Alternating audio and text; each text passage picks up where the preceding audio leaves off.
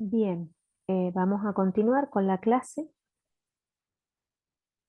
La hemos dividido en dos partes, quizás haya una tercera porque cuando lo subimos no puede ser más de 15, 20 minutos porque si no cuesta que suba la clase. Bien, continuamos entonces con los indicadores de la discapacidad auditiva que tenemos que tener en cuenta a la hora de eh, ver, ¿sí?, si un niño podría tener una pérdida auditiva, ¿sí? Muchos de estos indicadores también van a ver que se confunden con los trastornos del desarrollo del lenguaje. Cuando veamos la clase de comunicación y lenguaje, muchas de estas cosas también lo van a poder escuchar. Eh, entonces, ¿cómo tenemos que poder diferenciar? Justamente a partir de los estudios auditivos, para poder descartar que el niño esté frente a una discapacidad auditiva o una pérdida auditiva o un trastorno del desarrollo del lenguaje, tenemos que poder diagnosticar con los estudios. Entonces, es muy importante, por ejemplo, en el nivel inicial, que se pueda pedir la libreta de salud para ver si el niño cuenta con las autoemisiones acústicas que se realizan después de los 15 días o el mes de nacido, para ver si el niño escucha bien o no. Y en el caso de no tenerlas, dependiendo de la edad que tenga el niño, poder pedirle a los papás que le realicen estas otomisiones acústicas, que son las OEA que van a encontrar en la libreta de salud, o si ya tienen más de 5 años, poder pedirles una audiometría para poder descartar eh, una pérdida auditiva. Entonces, estos indicadores a nivel general son aquellos niños que preguntan muchas veces qué o qué me dijiste, no entendí, ¿sí? O que a veces los llamamos y en ocasiones responden y en otras ocasiones no. Que le cuesta seguir una consigna, le cuesta comprender una consigna. Son niños que a veces tienden a fijarse en los labios, ¿sí?, en apoyarse mucho en los labios o que giran la cabeza como para poder compensar el oído que tienen afectado y acomodarlo para ver si pueden recepcionar un poco mejor el mensaje. Tienden también a distraerse con facilidad, a tener una labilidad atencional, a no responder generalmente en estímulos muy ruidosos. Por ahí van a decir, pero en otro ambiente responde y aquí no responde. Em, Van a ser niños que quizás tengan una voz o muy elevada o muy débil, em, que quizás se van a aislar en los recreos, que a veces suelen llegar a hacer gestos con la cara, como a tensar la cara, como para hacer un esfuerzo y poder entender el estímulo que están recibiendo. Y por ejemplo, también van a tener un aprendizaje un poco más lento, quizás cuando empiecen la primaria con la alfabetización, con la lectoescritura, es como que van a tener estas dificultades y justamente también en todo lo que tiene que ver con la estructuración del lenguaje, con algunas dificultades en la articulación. ¿Sí? ¿Cómo trabajar en el aula entonces con estudiantes con discapacidad auditiva? Para poder entenderlo, tenemos que tener en cuenta dos variables. Las variables que son relativas propiamente a la discapacidad auditiva en sí y las relativas al entorno.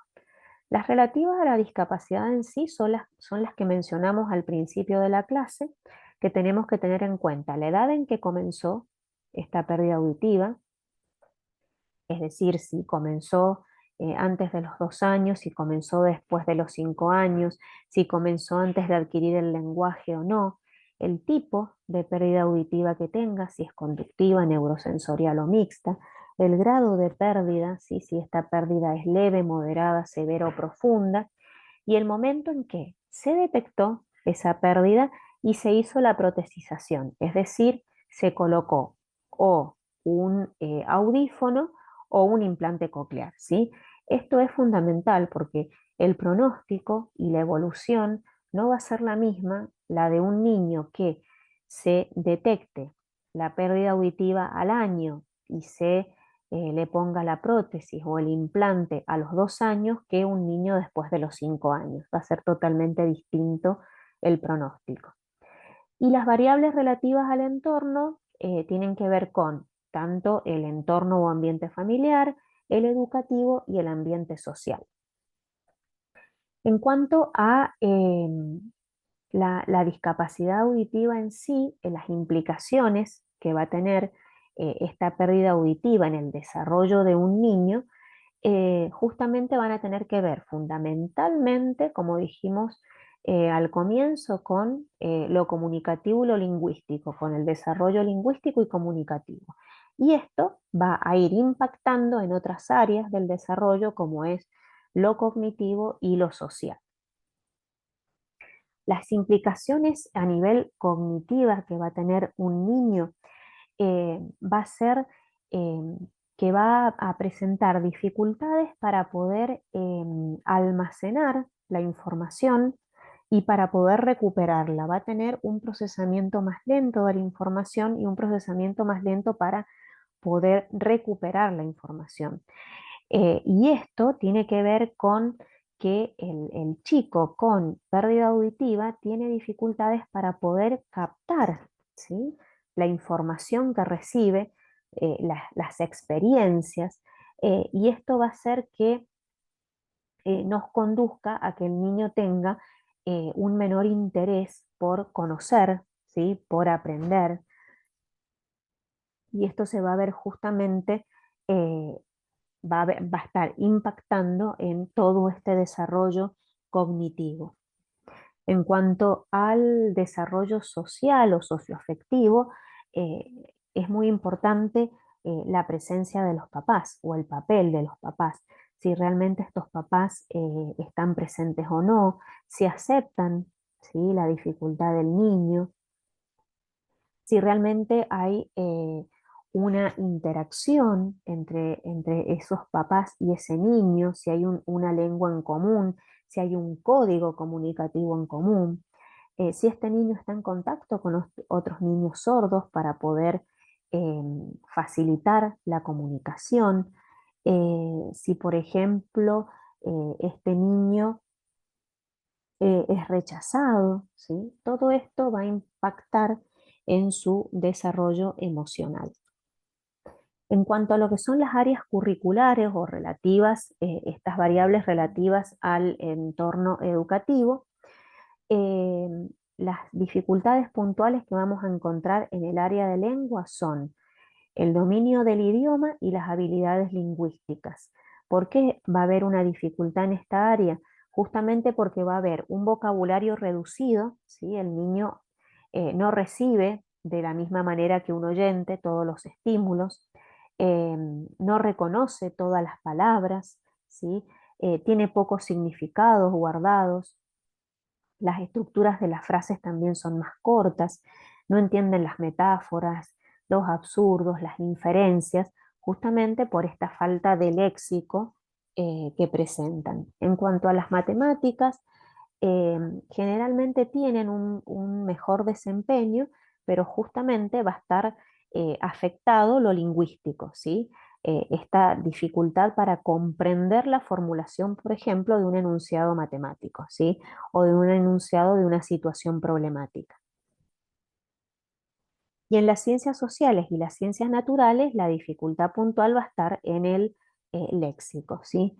Es tanto en las ciencias sociales como en las naturales hay un léxico técnico y un léxico específico, que generalmente los niños con pérdidas auditivas tienen un bajo conocimiento de este léxico, tienen pocos conocimientos previos, entonces hace que se les dificulte por ahí eh, leer un texto, y hay que trabajar mucho eh, lo que mencionamos anteriormente en el área de lengua, que es el vocabulario. Entonces, ¿qué hacemos en el aula? Primero tenemos que considerar que hay diferentes apoyos. Los apoyos tienen que ver con estrategias propiamente que se realizan para la comunicación, estrategias o apoyos dentro de los entornos, ¿sí? Para hacerlos más accesibles, en los contenidos educativos en sí y, fundamental, las ayudas técnicas si el niño las requiere, ya sea un audífono o un implante coclear. En cuanto a las estrategias generales de comunicación, vamos a mencionar algunas, después ustedes cuando vayan pasando la clase lo pueden leer más detenidamente. Fundamental es ponerse de frente, eh, no taparse la boca, no gritar. Generalmente lo que solemos hacer frente a una persona que tiene discapacidad auditiva o una pérdida auditiva es gritar, elevar la voz, y al contrario, tenemos que hablar en un tono normal, sí tenemos que vocalizar un poco mejor, ¿sí? Podemos utilizar ciertas estrategias para que el niño nos preste atención, ¿sí? Por ejemplo, tocarle el hombro, si queremos que nos mire o si queremos comunicarnos con él.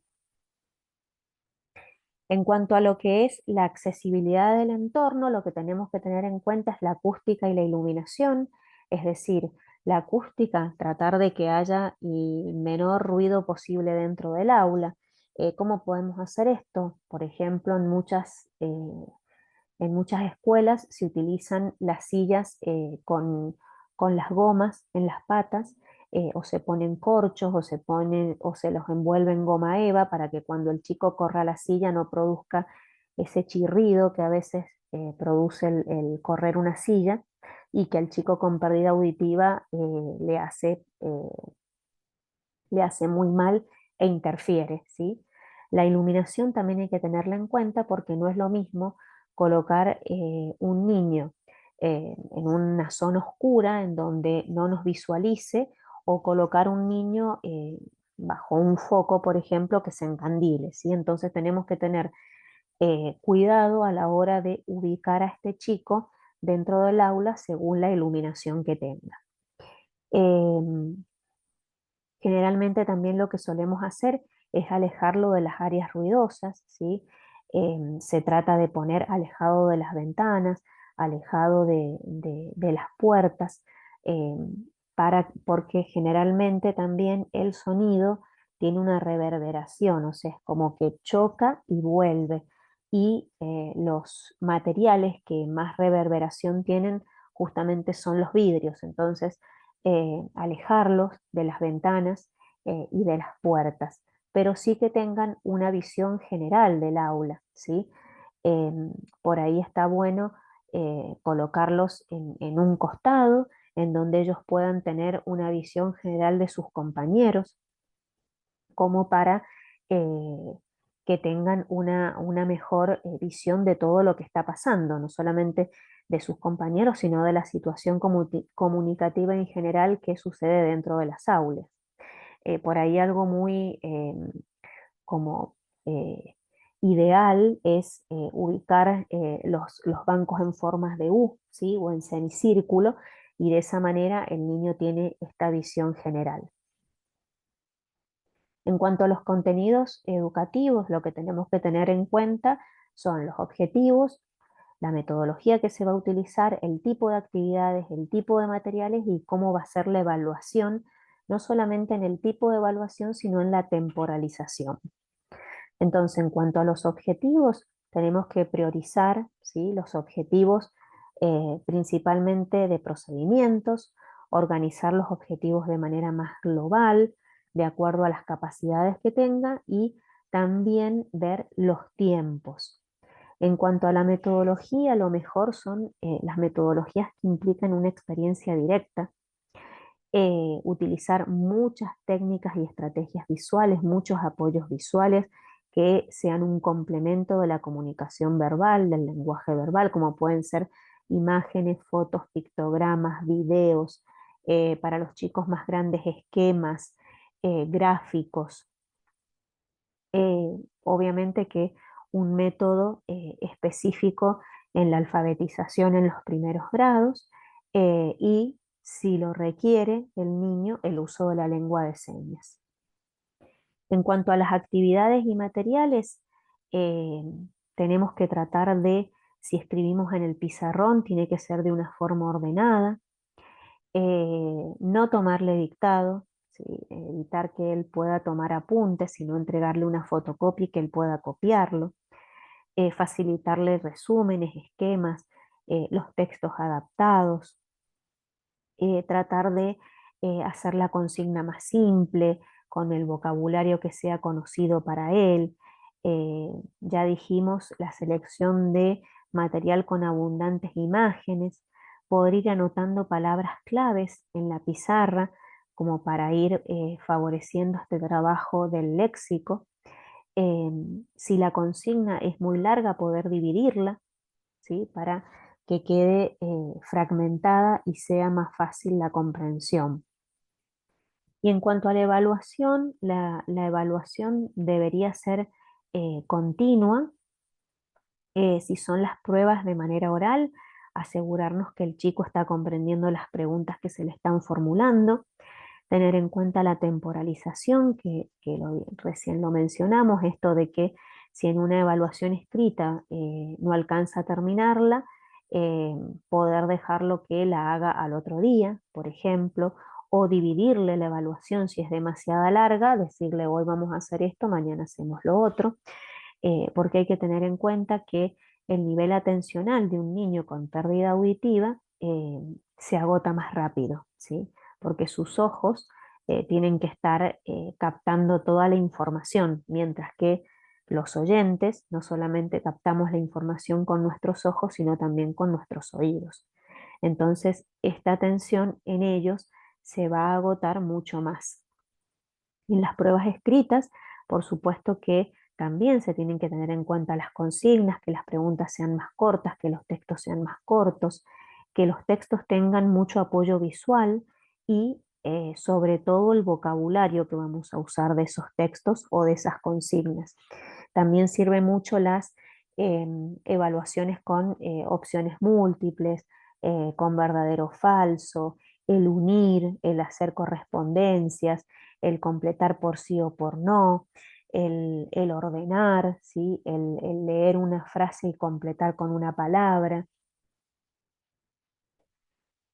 Y para finalizar, les he hecho un apartado de cómo adaptar un texto que después ustedes lo pueden leer con mayor tranquilidad, porque se puede adaptar de muchas maneras y ahí les he hecho varios ejemplos como para que ustedes puedan verlo. Lo principal que tienen que saber es que adaptar un texto no significa hacerlo más corto, ¿sí? No significa hacerlo conceptualmente más corto, sino que es adaptar la complejidad lingüística o el formato que tiene el mismo, las estructuras que tiene el mismo, pero sin cambiar el sentido y el sentido conceptual que tiene el texto.